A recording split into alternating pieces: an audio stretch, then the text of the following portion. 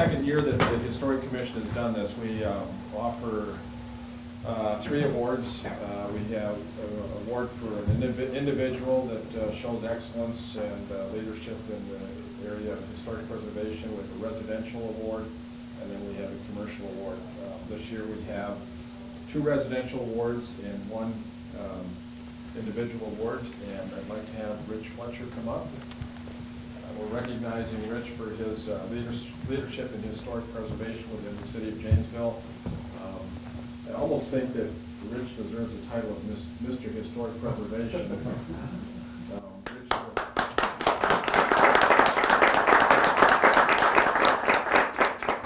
Former chairman of the Historic Commission for 4 or 5, maybe 6 years. Something like quite a run there, Rich. Also instrumental in starting the citizens group interested in preserving the old filling station down by the police station. Still active in the walking tours around the city, and probably many things that I'm not even aware of. Rich. So, not at the moment. So. Thank you for all that you do, and congratulations. Thank you.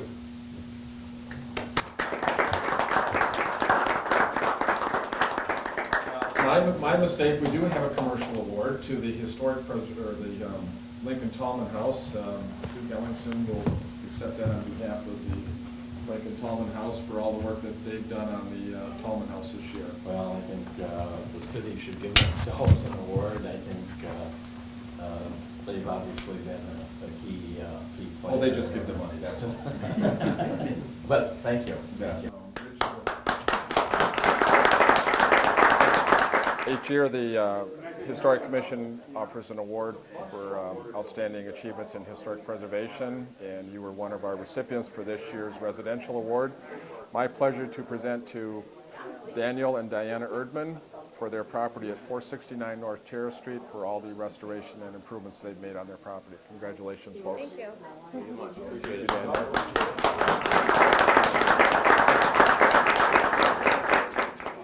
To present you with an award for you were voted for winning for the your home on Jackson Street and the work that you've done on it over the last 12 months. So thank you very much. Absolutely, great job, and we really appreciate everything that you've done with it. Thank you. Thanks.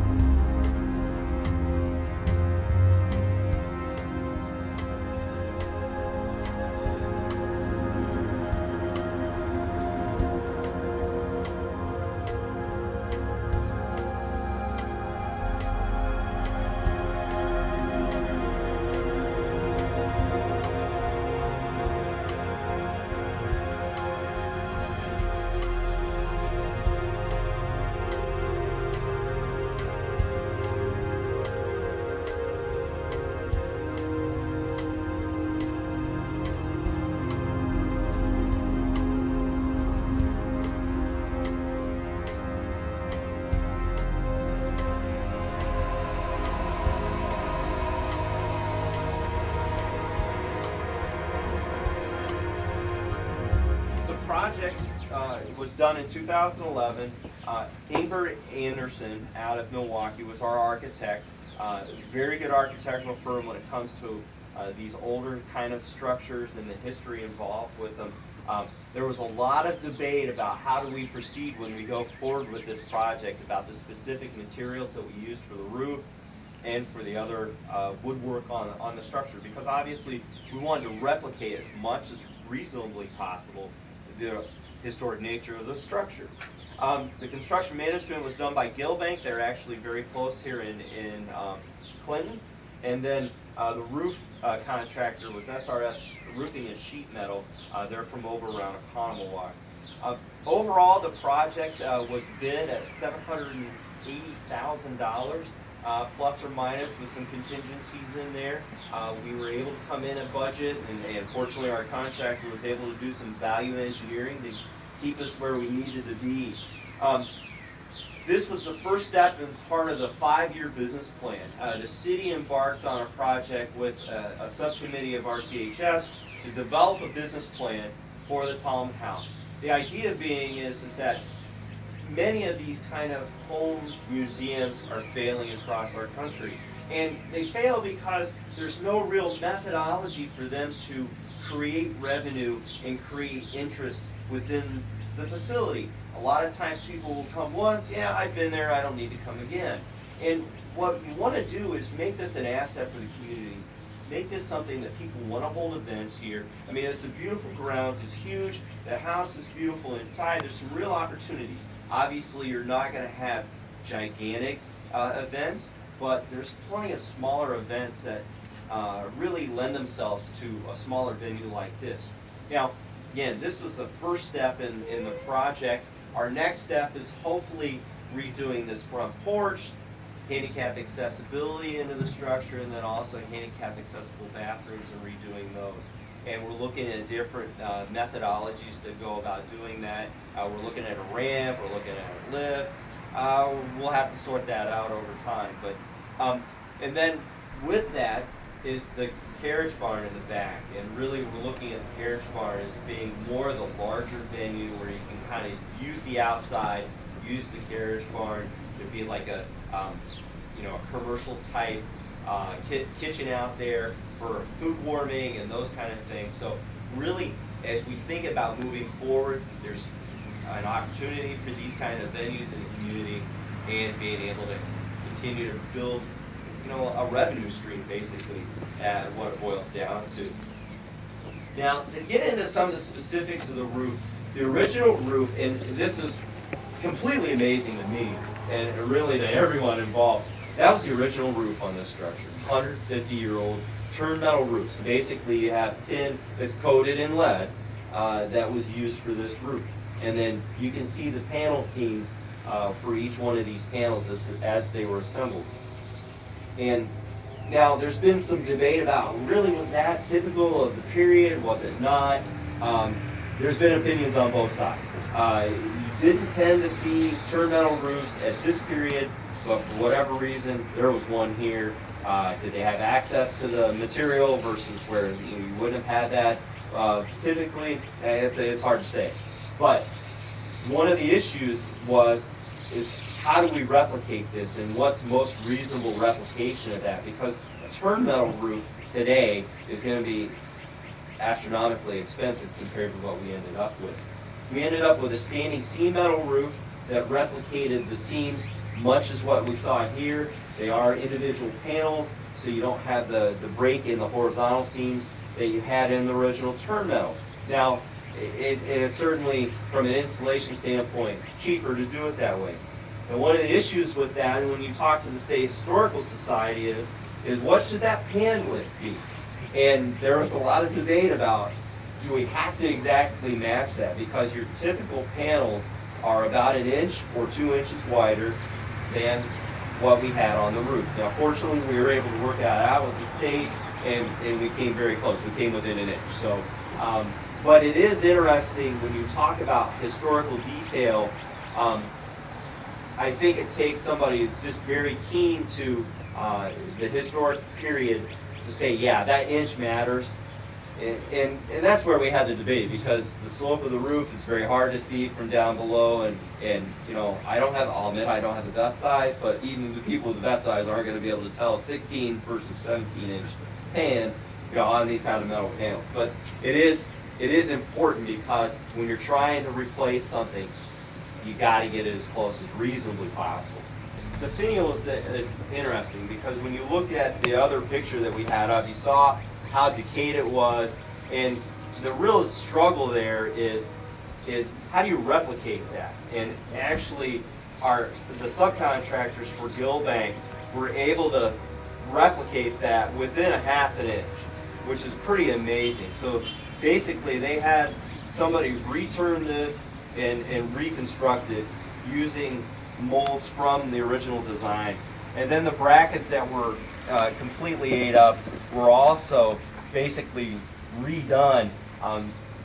They used 100 pounds of sand in each one as they remolded them. So you're not using the exact same material, but from the shape and the design, you're seeing the exact replication of what was up there before, which is very important. And certainly the newer materials, we're not going to have the decay that you have here in these. Now, I mentioned before that this building has a internal gutter system. So basically, there's no external downspouts on this structure. It all comes down through the building, and that was another point of debate with the architects and debate internally at the city, because the city did finance a majority of it. RCHS did provide $81,000 plus or minus towards this project. So we really see this as a partnership, and that's why when the Historic Commission decided to grant the award for the commercial building to the Tallman House, they said, this needs to go to the Tallman House because this has been as much a partnership as anything. It's not just the city. So, but the debate was, do we keep that internal gutter system? And that's, from a design standpoint, I liked it. I wanted to see us do that. There was some more cost involved. You got to be concerned about what happens into the soffit area, because if you get leaks in there again, it's going to eat it up again. But cleaning it up, fixing it up, when you have it exposed, it's obviously the time to fix it. And then the other debate was, do we make the roof red? And that was really much more of what's related to that period than what the gray turnmetal was. And it's just kind of interesting how it all panned out. And unfortunately, when it was presented to the city council, was, this needs to get returned to the red color because it is more period appropriate. Yeah, they bought into it and it worked out. In the end, my personal feeling is this is an incredible work. They've done an incredible job. The contractors were really on top of things. Kudos to Gilbank. I've been in a number of other buildings that they've rehabbed, like over on Lake Geneva and things like that, where they've got a real good attention to detail. And obviously, it's done very well here too. So, what we'd like to do is take you up to the cupola. Basically, it's going to be only a few of us are going to be able to go up to the top at a time. But it's going to be an opportunity for you to be able to get kind of a close-up view of what this roof actually looks like, because it's nearly impossible to tell from here. But definitely a good opportunity to get to see it from up above and really get an understanding of it. I should even see it. Were they able to save the opening of it? Or was it You know, during application? unfortunately, during the big windstorm, what was that, in beginning of the year, or June, the video came off. So I don't know that they ended up preserving the original one. I guess I'd have to ask, because I never heard it. Did you know? Don has rebuilt most of it. Okay. There's your answer. I'd be interested to see it. Yeah, it was, it really suffered some severe damage when it hit the column. Well, and that windstorm, it actually peeled the roof right here in the middle back. So our timing of our project ended up being very good, that we were already planning on working on it and all. But yeah, so. If I could make one comment about, you mentioned about the detail of Gilbank. I happened to be here talking to a couple of the fellows working for Gilbank, and they were quite impressed with the original workmanship, the fitting of the roof structure and everything. He said it was amazing how well that they had created or erected the building. The workmanship was excellent on the original building. Craftsmanship back then is a lot different than today, unfortunately. It's funny, as a building official, we'll have citizens be concerned about the workmanship of their particular contractor, and unfortunately, from a building code perspective, you enforce based on the minimums of the building code, not necessarily whether or not somebody's a good craftsman. So, and really, craftsman kind of work is a dying art. It's really a beautiful art, but when you think about it's about profit-driven activities, you just don't see it done as well today as you did in the past. So, very good example of that.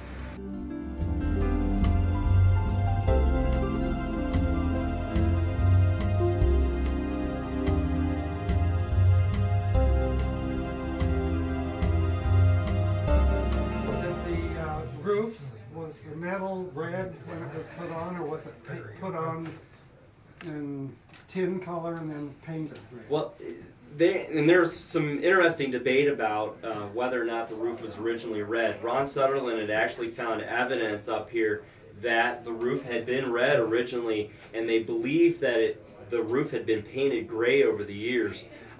For whatever reason, usually to reduce the amount of heat that's drawn down by the darker color versus the lighter color. And that's really what drove a lot of the discussion and the final decision to go with the red, was what evidence that Ron had found when he was up here working on the structure. So, I've never seen a picture showing that, and at the time there were probably not any buildings to really get high enough to look down at the Tallman House and take a picture of the roof or see the picture of the roof. So we went based on the best evidence we had. The investigation, yep. Looks like it was red. So, a few things I want to mention is just the attention to the detail of the roof pans. Each of these roof pans they're basically assembled, and those metal pans are crimped. And then you can see up here around some of these caps where rivets are used to do the seams and the squares and those kind of things. These chimneys were all redone at the time, so certainly as we're redoing the roof, we needed to redo the masonry work in the chimneys. You see some things are a little bit different than what was originally done up here. The chimney crickets backing up to the chimneys, that's actually a code requirement to push the snow and water away. You don't want it to back up against the backside of a long span, especially a chimney on this kind of structure. The old roof did not have chimney crickets. Those kind of issues, do we really need those? The building lasted 150 years without them. Well, from a code perspective, yeah, we need chimney crickets on here. So they went ahead and did them, even though that wasn't something that was here before. The other item is the corner caps on the roofs.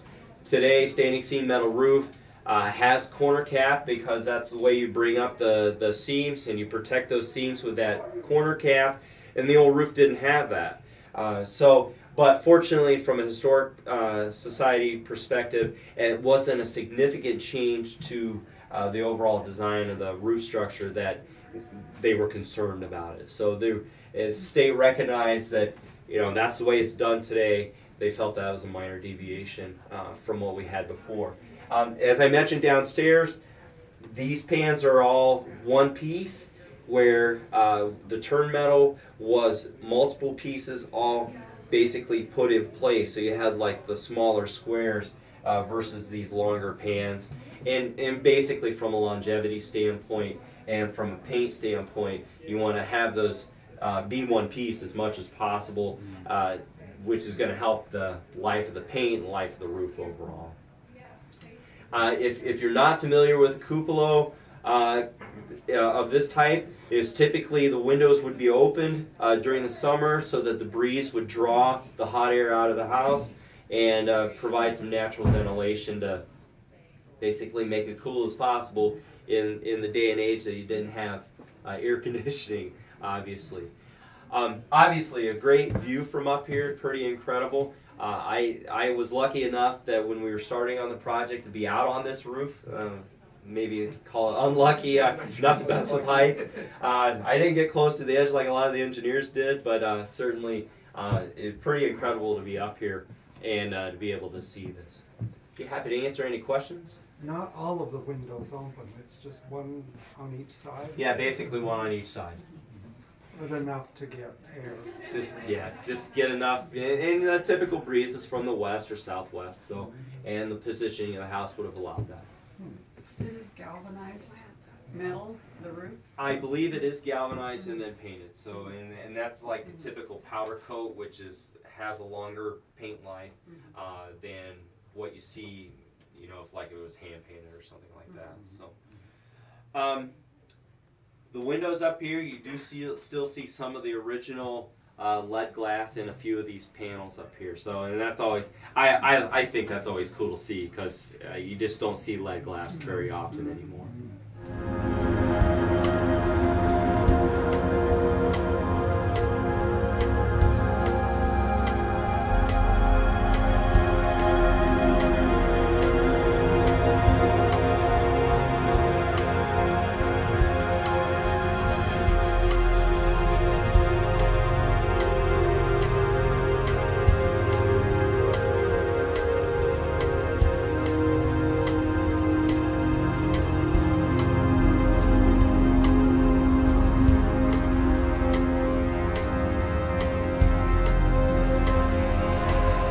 I'm Margaret Delaney.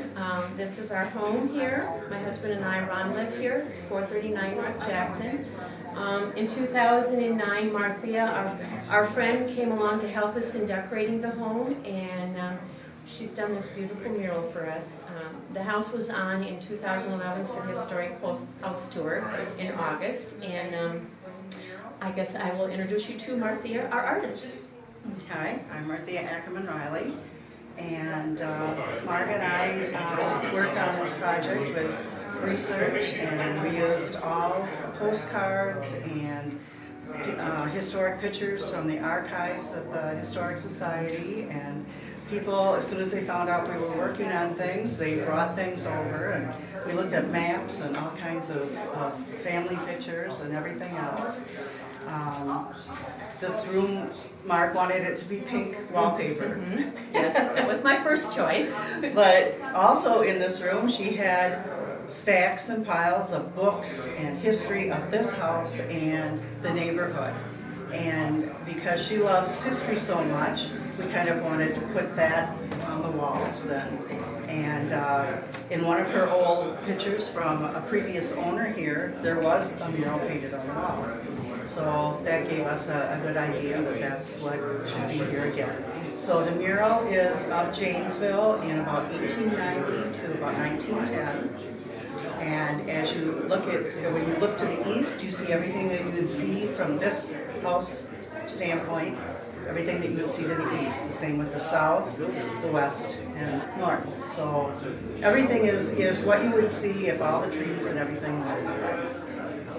And our grandchildren, 4 of them, have all been able to paint permanently on the wall. And so it's a family project. And there's all of us are on the wall in some place. Marthea's painted us in, even my mom is on. We decorate it for Christmas. Marthea was kind enough to make us some little garland and things that I'm able to decorate the Tallman house for Christmas. And it just goes on and comes off, and it's very durable. So. And a funny story about the kids decorating is that our little 5-year-old grandson wanted to paint fish for the river, and whatever size paper I gave him, that's how big his fish was. And since our river is small, he needed a really small piece of paper. Well, he couldn't quite do that comfortably, so he made a small, medium-sized fish, and it's about this big, still too big. It looked like a whale in the river. And I said, Mark, it's okay. And rather than having him transfer it onto the wall, I took it home and laminated it, brought it back, and we sticky taped it so that the fish, and many more, since he's added a lot of fish, they're all movable. They swim in all the different rivers up and down Janesville.